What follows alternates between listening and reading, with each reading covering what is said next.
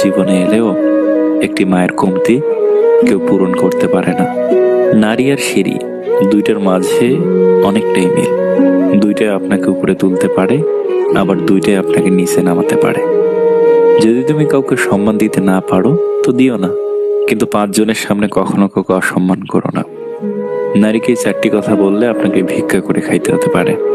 Number 1, কখনোই তার সামনে অন্য নারীর প্রশংসা করবেন না। নাম্বার 2, তার পরিবার সম্পর্কে খারাপ কিছু বলবেন না। নাম্বার 3, একটু রাগী হবেন, মেয়েরা রাগী স্বামী পছন্দ করে। নাম্বার 4, কাজে সাহায্য করবেন। মনে রাখবেন, যার জীবন সঙ্গী খারাপ দুনিয়াতে সে ভিক্ষুকের মতো।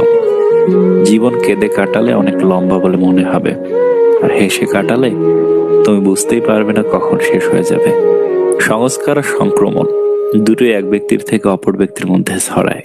কাজ করার সময়ে বা বয়সে আরাম করলে, আরাম করার সময় বা বয়সে তোমায় কাজ করতে হবে। তাই সময় বয়সকে কাজে ব্যয় করো, অকাজে নয়। এই পৃথিবীতে লোক বুদ্ধি নিজের কাছে আর ধন অপরের কাছে বেশি আছে বলে মনে করে। এই পৃথিবীতে যেমন ভালো মানুষ আছে তেমন খারাপ মানুষও আছে। ভালো মানুষের মধ্যেও যেমন কিছু খারাপ গুণ আছে, তেমন খারাপ মানুষের মধ্যেও কিছু ভালো গুণ আছে। যেমন মন চায় তুমি তেমন জীবন কাটাও, কিন্তু এমন কাজ কখনো করো না যাতে লোকে তোমার বাবা মায়ের দিকে আঙুল ওঠায়। তোমার বাড়ির এবং তোমার বর্তমান পরিস্থিতি যদি তোমাকে মোটিভেট করতে না পারে, তাহলে পৃথিবীর কোনো মোটিভেশনাল স্পিকার তোমাকে মোটিভেট করতে পারবে না।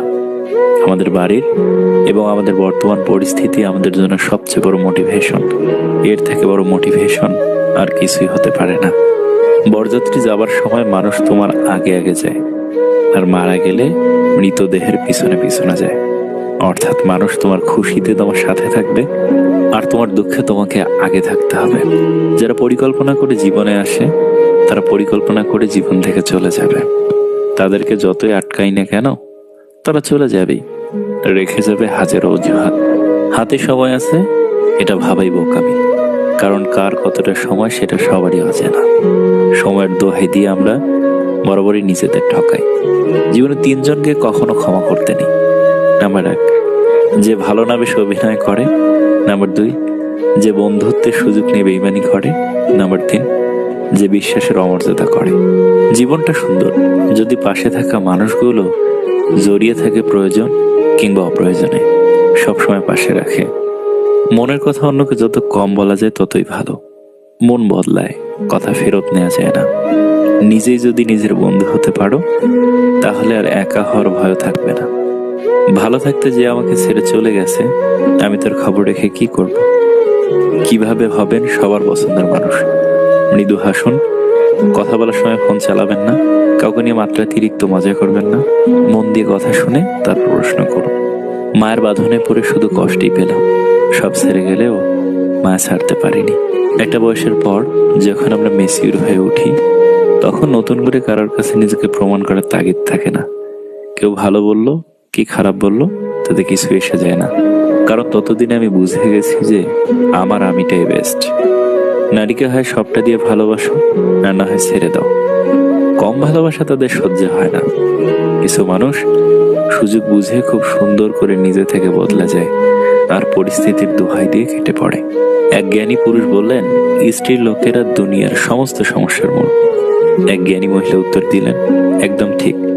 সে 9 মাস এক মূর্খকে তার নিজ গর্ভে পালন করে, যাতে সে বেরিয়ে এসে বলতে পারে যে স্ত্রীর লোকেরাই দুনিয়ার সমস্ত সমস্যার মূল।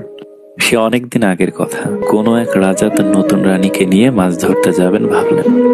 রাজা জ্যোতিষীকে জিজ্ঞেস করলেন, বৃষ্টি হবার আশঙ্কা আছে কি? জ্যোতিষী গণনা করে বললেন, কোনো আশঙ্কাই নেই। লোক লস্কর নিয়ে রাজা চললেন মাছ ধরতে। পথে দেখা এক চাষার সাথে। বেচারা টাক মাথায় হন্তদন্ত হয়ে বাড়ি ফিরছে গাধার পিঠে চড়ে। রাজাকে দেখে গাধার পিঠ থেকে নেমে সালাম জানালো। যখন জানলো রাজামশাই মাছ ধরতে যাচ্ছেন, বলল, শীঘ্রই ফিরে যান রাজামশাই, মুষলধারে বৃষ্টি আসছে। রাজা চাষের কথা বিশ্বাস না করে এগিয়ে চলল। খানিক পরেই শুরু হলো মুষলধারে বৃষ্টি, সবাই ভিজে কাক। পরদিন রাজা সভায় এসে প্রথমে বরখাস্ত করলেন রাজজ্যোতিষীকে, আর তারপর ডেকে পাঠালেন সেই চাষাকে। চাষা এলে সাদরে অভ্যর্থনা করে বললেন, আজ থেকে তুমি হবে আমার জ্যোতিষী। চাষা তো আকাশ থেকে পড়লো, বলল, আমি কি জ্যোতিষীর কিছু জানি? রাজা তখন বললেন, তাহলে কাল কি করে সঠিক বললে? একগাল হেসে চাষা বলল, সে তো জানে আমার গাধা, ওর কান দুটো যখনই ঝুলে পড়ে তখন বুঝতে পারি বৃষ্টি আসছে। সব শুনে রাজা গাধাকেই নিয়োগ করলেন। সেই যে শুরু, তারপর থেকে আজ অব্দি সরকারি গুরুত্বপূর্ণ পদে গাধাদেরকে নিয়োগ করা হচ্ছে। গল্পটির রূপক হলেও বর্তমানের সাথে অনেক মিল আছে। কথায় আছে, অতিরিক্ত কোনো কিছুই ভালো নয়, হোক না সেটা ভালোবাসা বা অন্য কিছু।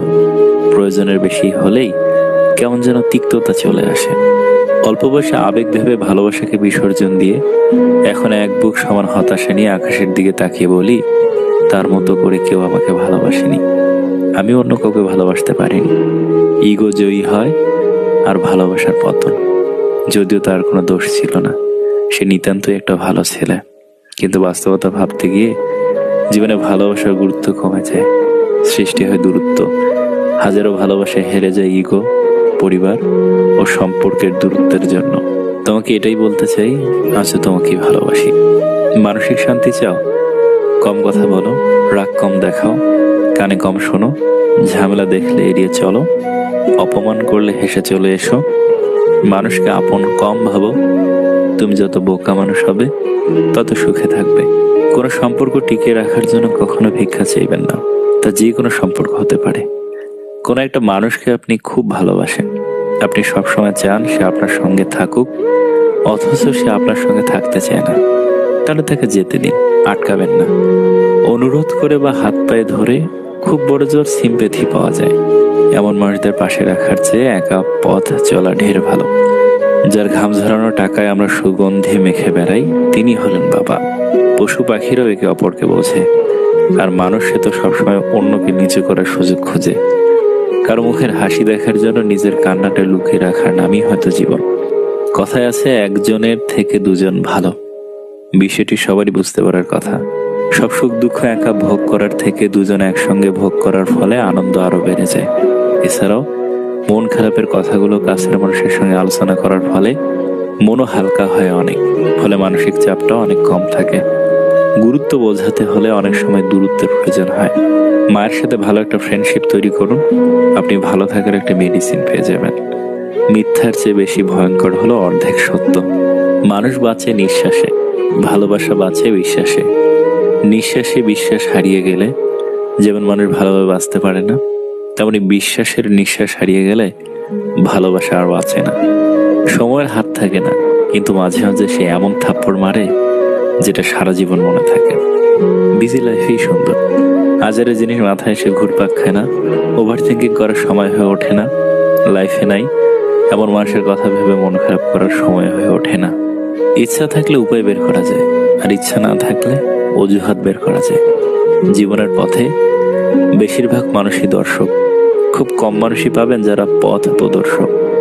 যে পৃথিবী তোমার এত প্রিয়, সে পৃথিবী থেকেই তুমি একদিন পালিয়ে বাঁচতে চাইবে, যেদিন তুমি বার্ধক্যে উপনীত হবে।